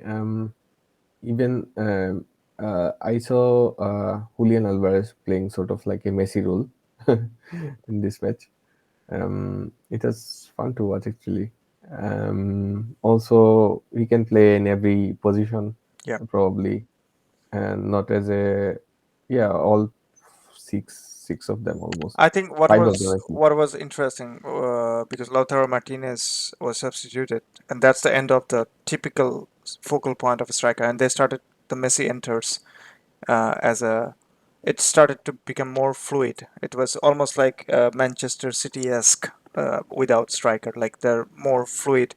People are like Di Maria and Messi being close. It could be anyone. I mean, but Julian Alvarez coming down, dropping deep, collecting ball, not being in the top. And I thought it was confusing for other the back line of whoever Jamaica I think they're playing, and also their pressing was triggered in flanks.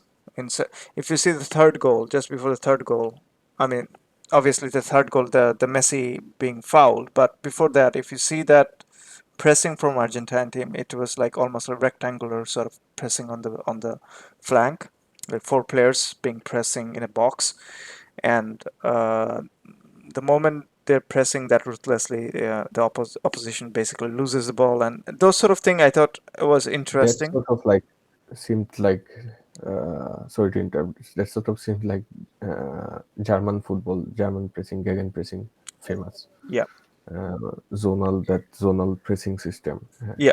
and it was fun, funny to watch Argentina pressing like that. But normally Argentina, with this their historical, how can I say, uh, historical pressing is more like one or two players, like covering spaces. If you remember this Bielsa team, Hmm. after Hmm.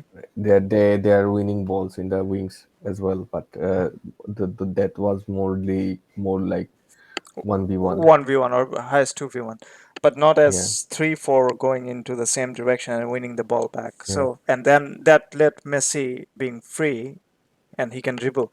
I think And that's very interesting. I would say like probably have said it in the last episode that McAllister will be sort of like this player who can be the utility guy. He can play in every three position in the midfield. Yeah. Um, Even he can play as a number 10 if you are playing as a 4-2-3-1. Hmm. He can play before just behind Lautaro Martinez and try to pull it off. Yeah. Especially if it's a counter-attacking team. I agree. He has lots of facets about his game. He can read in different. He can play a lot of role. Definitely, he has lots of diversity. But I think there are a lot of options on that.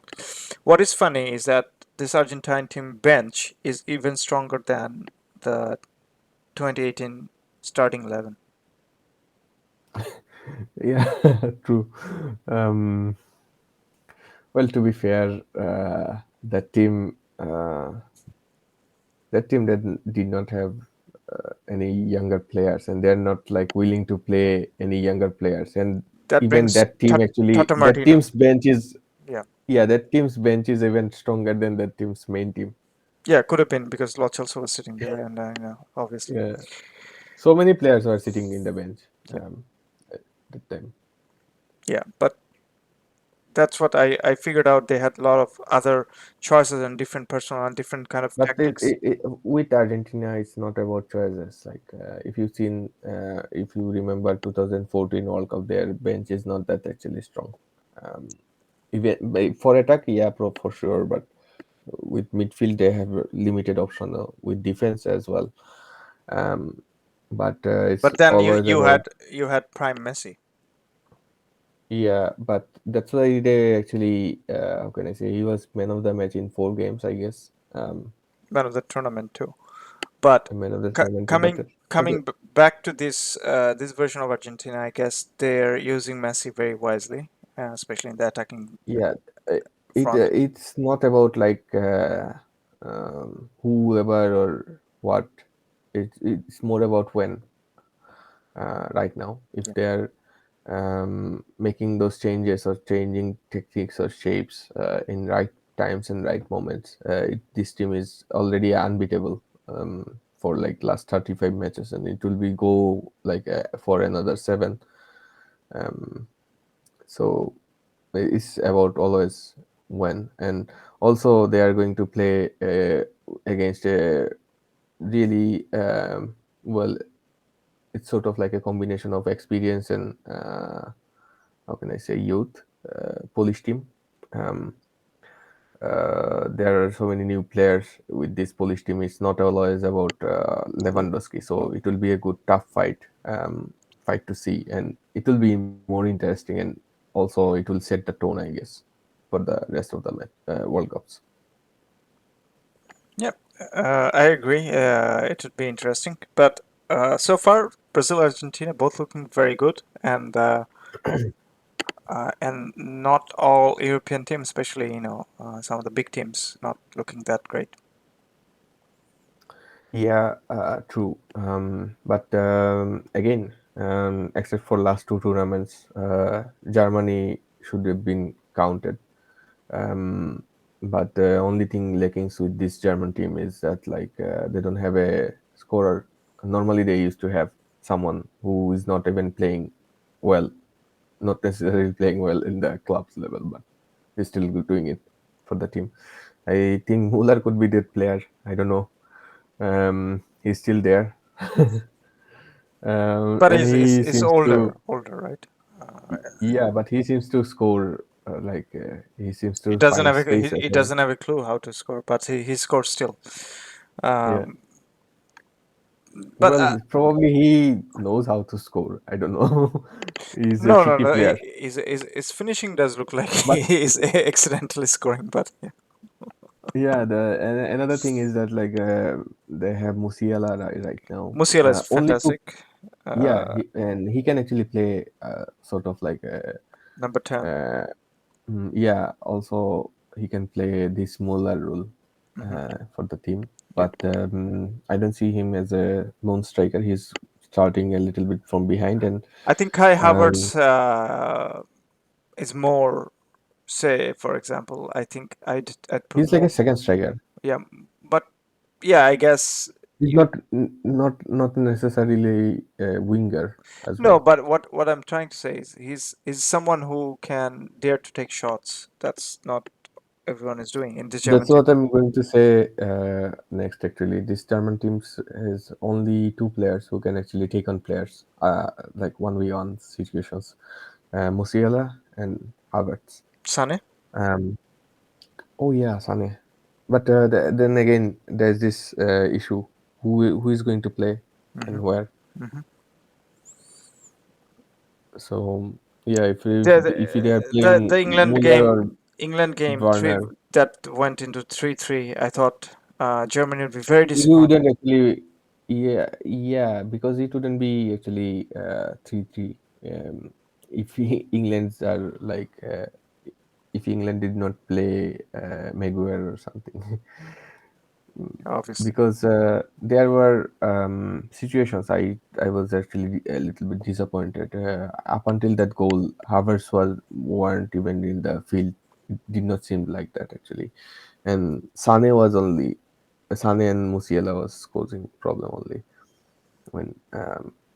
But that is another issue. Like with these three players, how they are going to combine, and uh, Werner or Muller will be in the And top, also the and the third goal of Kai Havertz that Nerby uh, took a shot and it was spilled by the keeper, right? yeah, The way English team was conceding goal, it was almost like a Nabi also like he can uh, take how on do you say, like players. he pick on players, but that's the issue. Like with this team, they have players, but for some reason they are not taking those It's 1v1s. still individuals, and then um, And only one player who is switching the balls is Kimmich. yeah, I think that's his Uh, role. The others are not. yeah, but the thing is that like you need another player from left side or from other side or some wing backs who can actually, because Sule was trying to do that, but he's not that good as he was before with Bayern. But like the switching play will give you more like 1v1 situations, like especially Havertz, I would say like he's good, really good in counter attack. um Gennady is, I would say, like he's more like a Jack Grealish sort of player, trying Yeah. to hold the ball, or re- good in defense as well. But Sane is sort of like a flair. Right now, how he's playing is like a prime, almost getting it back his prime. Uh, but Musiala is like someone I don't know. He's sort of like he probably will be the, if Germany goes deep into the tournament, he will be the player to look eye on.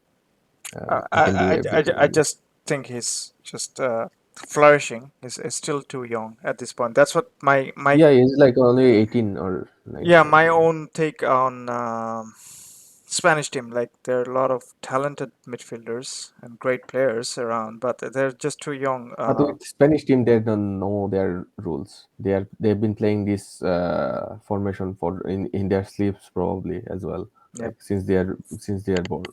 fair Like, enough. And also, yeah, that's about right. But but with German teams, they like Hansi Flick only got like 1.5 year, and it's not like enough to build a team, you know. But yep. those teams, they are a continuation, everything. Um, but they still, well, like, for example, if the World Cup is in like 6 months, then he will have some sort of time to flush out those old players. Like he would have done it at least a year ago, but Hmm. now he doesn't have time. So Fair enough. uh, Um, no, that's about it from me. Actually, I don't want to talk about Didier Deschamps, or do you want to talk about a bit of drama in the Didier Deschamps camp? eh, It's I don't always know. juicy somewhere there. I don't know. Like But football-wise, there's French. not much to take. No, nothing actually. French right now is sort of like French football is, well, it was always like this, one scandal after another scandal. Now this, have you followed this, the witch doctor incident with Pogba and Mbappe? There is another things going on in background with players. I don't know how they. Is it Adrian Rabiot in this scenario? No, I don't think so. No, he's not in even in the talks in the midfields. Like there is another issue like with 15 players injured Yeah, from the, so they I tell think few me will be back. At least Kante, N'Golo Kante, and who else? Benzema will be back in like 2 weeks. He's supposed to Yeah, play against Barcelona. Who else? Dembele is going to be back after 1 week. yeah. Well, in peppers. I don't know. I think Kim. Is it Kimpembe? I'm not sure who's going to be back at least. But France doesn't have lack of talent, but it's always No, been it's always about. like how you Individual egos and how yeah. you can clash, and that's not a sign of a good team. But somehow they, managed to do it. Um, I think Mbappe is an issue at this point. I mean, sometimes Also, they played Chumeni and Kamavinga. Kamavinga together, but they are not good in the double pivot role. You know, they're more like progressing. It's Yeah, not like one is box to box, the other one is more dynamic. I understand, but again, I think it's more with Ancelotti is a different manager they than they are Deschamps. if they're like a three third midfielder, they could have actually done like they were fantastic in first 20 or 25 minutes, but still if they have players uh, like, like for example Conte or some other players, But then I understand what you're saying, like Kante and everything. But you have Kante, Tchouaméni, and Camavinga. Isn't it too defensive? not really. If you are playing as a 4-3-3 formation, they can actually do that. It could be actually more offensive if they're playing Dembele and Mbappe at the same time, No, because of the I agree. speed and everything. And um, and whoever playing, either if it's Giroud or Benzema, it doesn't matter. It doesn't actually matter. Two different profiles, but they can actually keep the long balls, and they can actually go for attack with these three. Uh, and Chumeni and Kamavinga are also like they are, how can I say, Very dynamic. uh, Yeah, they can run. yeah, very dynamic, and also like they are fast. Hmm. But with like if we are playing with three in the back, and I don't know like this, and I don't understand that thing with their obsession with these three teams actually, um, Germany, England, and France. Three in the backs, four or probably or five in the middle, and then two strikers or three. I don't know. I guess. Yeah, I don't understand too. But anyway, let's not stay on that. I think we've talked about a lot on international Yeah, friendlies. Is there are some small issues like Arsene Wenger is the director of probably I don't know FIFA something like game development. I don't know. Probably from 2024, the fixtures of 2024 is yet to be published, and there is some interesting decision going on. Like probably he decided to make the international window a little bit wider and not like fairly that much regular. frequent. You know, Yeah, like a big international window, then a big club window or stuff like that. Because like if we are playing like in, it will erase the travel time as well as the logistic time, and it will help players to recover because like those players are traveling, especially the South Americans. They don't actually have a longer careers. One of the reasons probably that is like they have to travel back and forth with Europe and stuff like that. Like you don't have to now. I think it's a great decision. I think also I think it's because like Wenger suffered as a coach when he was there with this, and he can understand this club level frustration as well as national coaches frustrations because like they're calling players for like only 10 days and some injuries at least like they don't actually normally injuries doesn't recover that fast, you know. So Also, just a shout out to I think Danish team's logo, or is it Hummels? They've said they don't want to be visible in Qatar World Cup because there's been thousand or more than thousand lives been lost. So uh, that's their stance. They don't want to be visible. And just and they've also released a dark kit, which is like black kit, as a morning kit, as a third kit for Danish team. well. Um, it's a good decision, but if you remember, Norway was protesting, but Germany too, uh, isn't it? no, I don't think so. I think Germany's protested somewhat. Yeah. Did they? I don't know. Uh, But Norway was there, but it seemed like grapes are sour or something like that because Norway was already out of the World Cup. yeah. But yeah, um, if you are talking about deaths, like more people died from our country than from like Bangladesh. Probably 1,100 people died Just for against those Qatar stadiums. World Cup, Yeah, a lot of Indian subcontinent people have died actually. yeah, So we should not just forget about that thing. You know, people's life matter, safe yeah. working condition matters. Um, yeah, this is World Cup. I understand.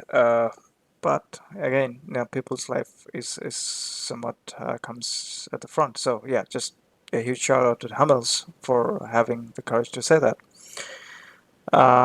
Anything else we actually want to cover or anything? Mm, I don't remember actually. I'll just go back to our little bit of chat on that. Um, oh, we talk about females footballers rebellion against Spanish Federation. Do you know? Oh yeah, that thing. I guess it is about players are not getting better because like Spanish football team is like probably one of the best teams right now in their side, and they had this protest like they are not getting enough. How can I say? Um, Resources to develop themselves. Basically, they are not happy with their coaches. But the Spanish federation is like, um, how can I say? They there were some email leaked involved because like 15 senior players actually made those protests against the Spanish federation, and that was leaked, and now those players are like sort of like they felt like they were betrayed, and now they're making a strike. They are not going to play or something, stuff like that. And now, so far, I know that like Spanish Federation is looking for players who can play. At least 15 players. They have probably friendlies or something, some tournaments coming up. Um, so that is the issue is not yet solved. Um, Some of the I can provide a little bit more insight as well. Some of the complaints includes the coach or the manager being too strict. That they cannot. He decides. Um, he decides what they can do, what they cannot do. Like even changing the dress, or they have to keep the door open until 11 p.m. So the coach comes in the room and says good night and lock the door. So uh, well, it's sort of like babysitting. this is the level what they're trying to eat.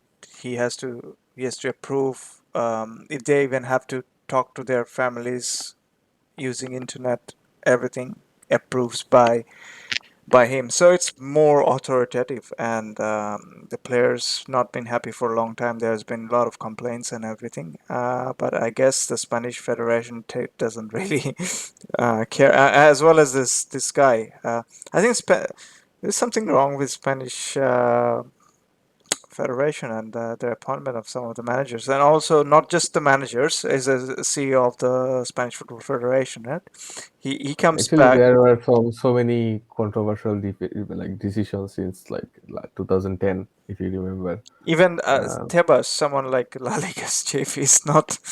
I mean, he keeps talking, blabbering a lot of things about him, and yeah, also he keeps like some how of the can I say? personalities like Florentino Perez to Laporta to there are a lot of Also, like they are so much influenced by these two clubs, Barcelona and Real Madrid.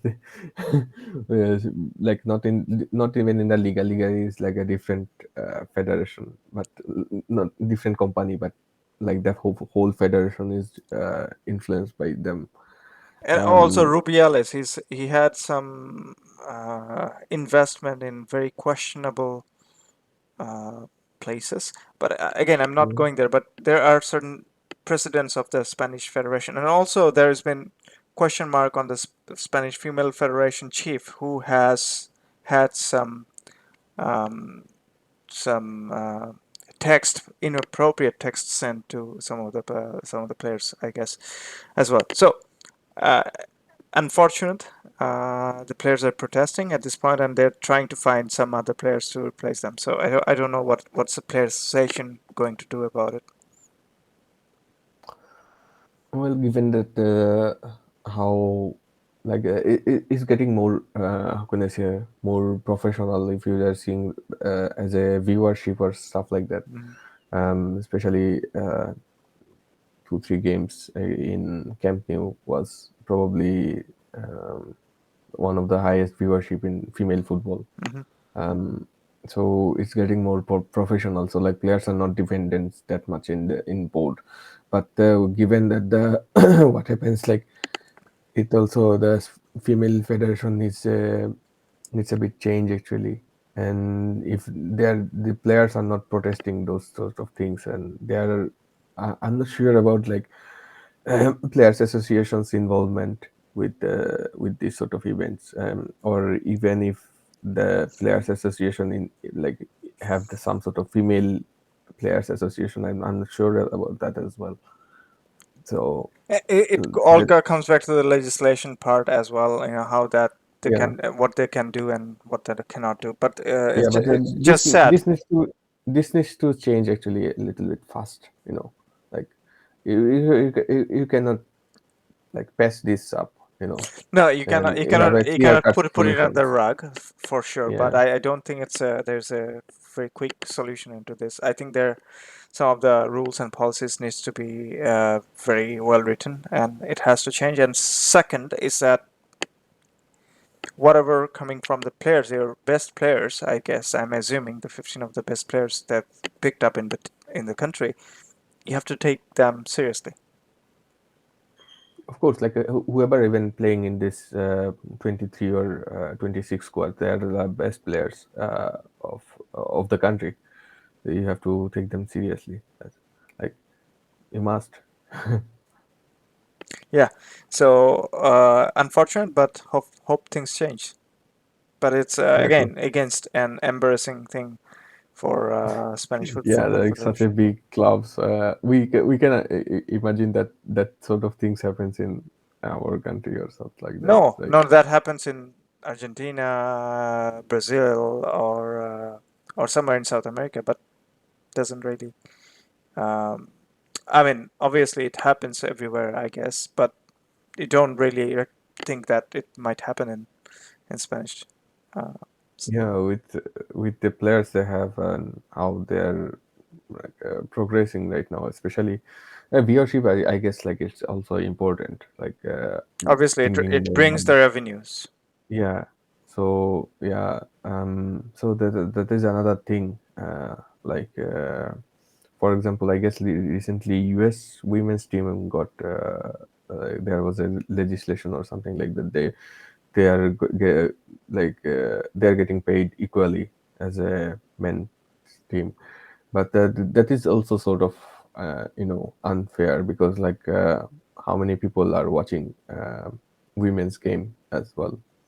So uh, Again, I'm not going into that rabbit hole. In the sake of and in the name yeah, of they don't equality. actually, yeah, and they don't actually also and there is also I'm saying that also I am saying like the federation also don't publish The like numbers. they're yeah, they're not like also the publicity how can I say publicity is not that much actually. If USA is playing men team is playing and US's women team is playing. Obviously. Women team is not that much published as well as men's team. So like that is also like from goes down to federation, not women's team or not the But um, it comes back to the sponsor, comes back to the exposure, the marketing team, and other channels or other via other yeah. things.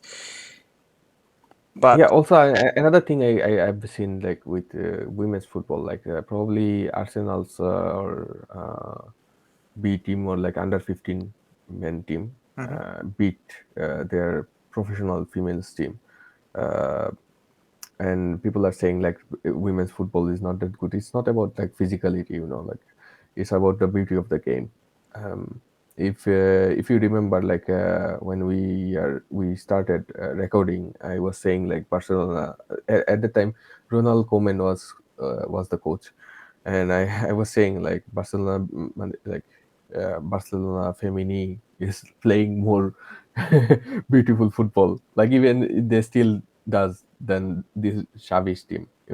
Like it's also about the beauty of the game. And if you are adding physicality, like then, like okay, then um, Saudi Arab or Qatar should not be uh, uh, in talks with hosting a World Cup. They're not doing anything beautiful, you know. So that is another issue.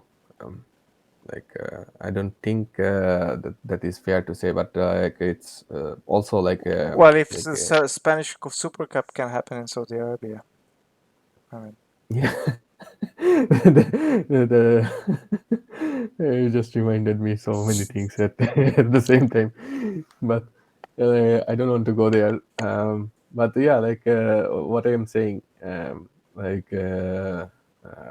it's also about viewership, also about so many others. now Like, there are talks about EPL, English Premier League, being played some of the games in the US. really? But I'd like, don't they have enough money? I don't know. Like they're probably the I richest. think the biggest poor is the richest ones. They need more. Yeah, in a way. Funny thing, you mentioned there is this new legislation going on. I don't know if you heard about it. Like in England, there was some sort of like a new government took over. New prime minister is there, and they have some sort of tax cuts. And English players, like in average players, are getting at least like a million more euro than uh, like from the tax cut only. So like in average, it's like income is like 4 million per week. Yeah, makes Sorry, sense. per month or something. I don't Poor know. poor English players. Yeah, true.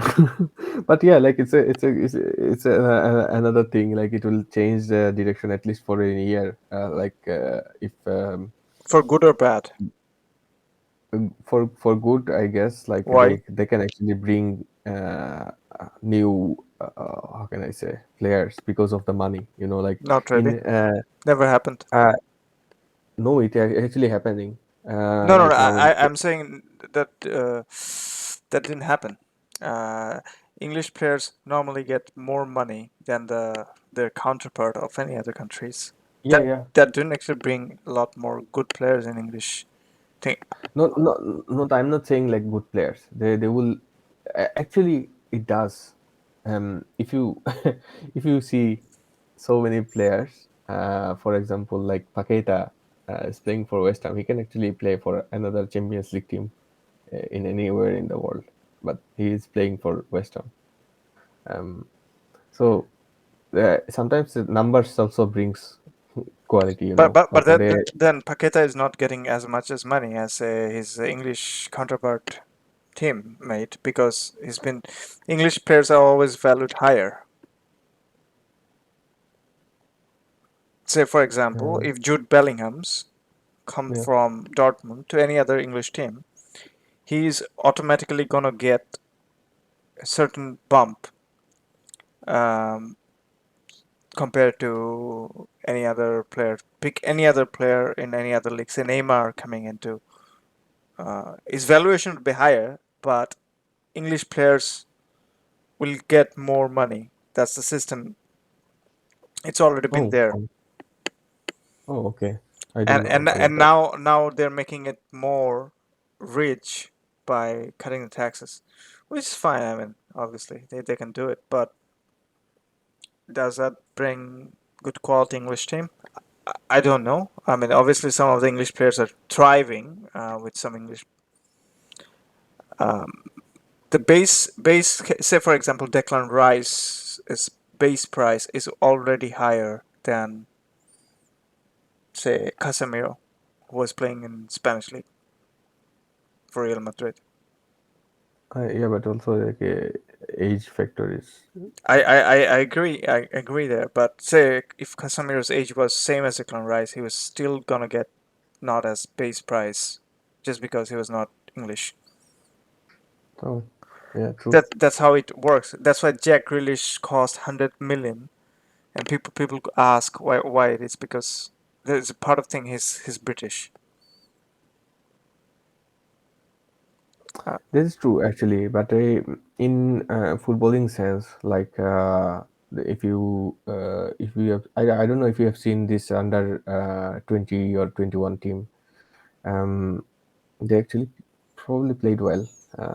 Yeah, they beat someone in the last friendlies, and funny thing is that like so many players are playing outside of England. There is a trend going on. Like it's a good thing actually. it's a good thing, but they will eventually end up in English Premier League just because of the money. Yeah, but it's a good thing actually. Like in a way, for example, like it will bring more mature player because like Let's oh, talk after 5 years, 10 years. yeah, let's see. Yeah, let's see how that brings. All it's gonna do is for But now is I saving the so far money. I'm guessing like it will be for like at least 1 or 2 years. Okay, So the tax cut. I mean, fair enough. so Uh, I guess we'll see with time. There's no other option.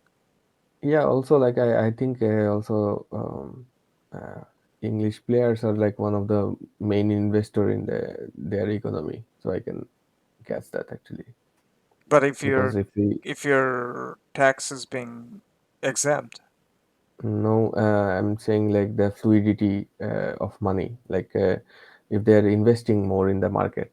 Um, and getting tax cut is like like if you are like David Beckham who bought Inter Miami. yeah, sort of like that actually, like he invested in his brand and in his he like we think about like that when well that's gonna be in any economy lesson but when nobody is getting rich by getting a certain amount of salary, but they actually invest this part of their salary towards something. So if Oh, you are getting a tax cut, so like they s- can invest more in the market, okay, fair like enough. they are getting more richer. Let me know what Steven Gerrard has been invested, or says Paul Scholes have been invested, or Rio Ferdinand has invested. I think they some of them actually has restaurants, you know. No, obviously that's But yeah, like normally they have like sort of like how can I say? Um, I don't actually remember the exact term. Like they invest like top 500 companies in the country, but it's like not like stuff like that. Zlatan Ibrahimovic who bought his own club No, it's and not like that. and It's helping. not like that actually. It's also not like Gerard Piqué trying to bring some fifth tier clubs towards La Liga or some stuff like that. It's not like that actually. It's more like getting back or stuff like that, where earning a daily basis.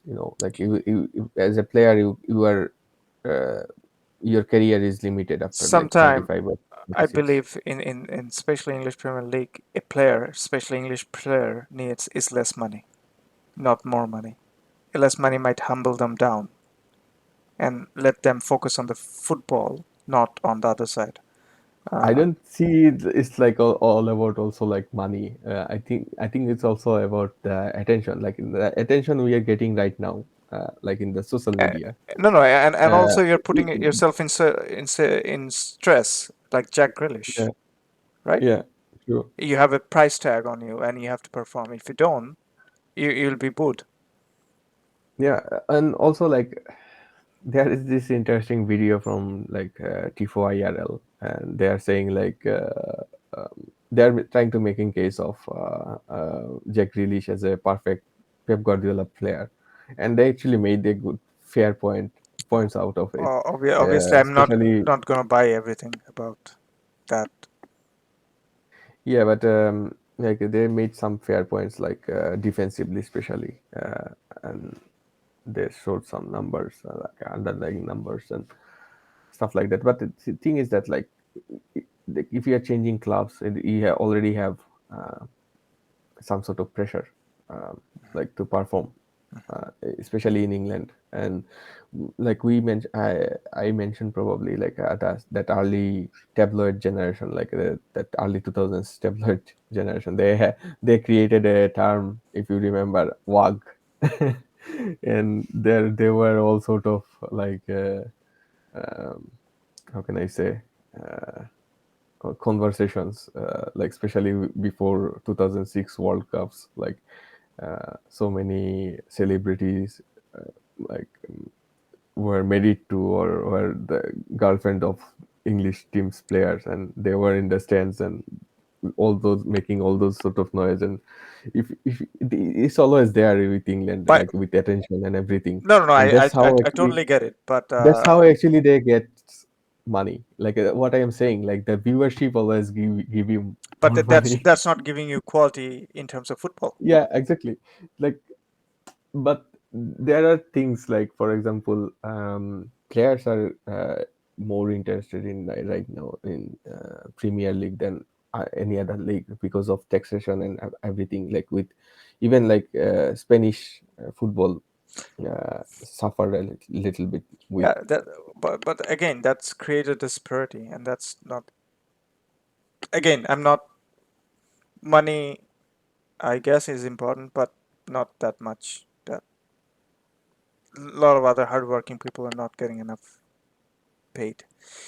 Uh, I'm Yeah, a- true, true. I'm I, against any kind of like if a footballer plays in Spanish team or any even Italian team or even French team, obviously you can argue what he brings, but if he's doing the same job as your English colleague and they're getting paid like four times, five times, I don't see it as a good thing actually.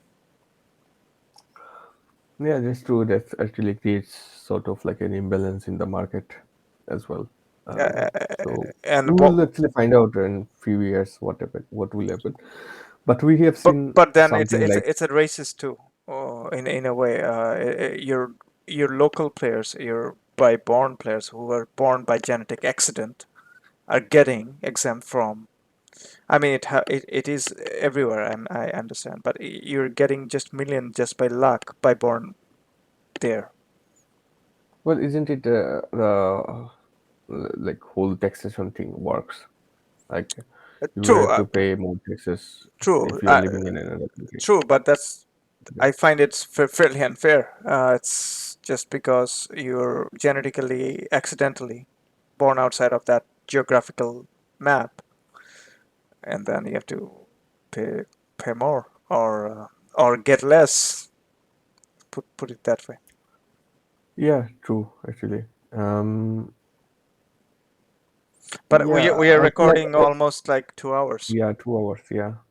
And I think I texted you like we don't have much to talk about. That never happens. That never happens Yeah, with that us. never happens.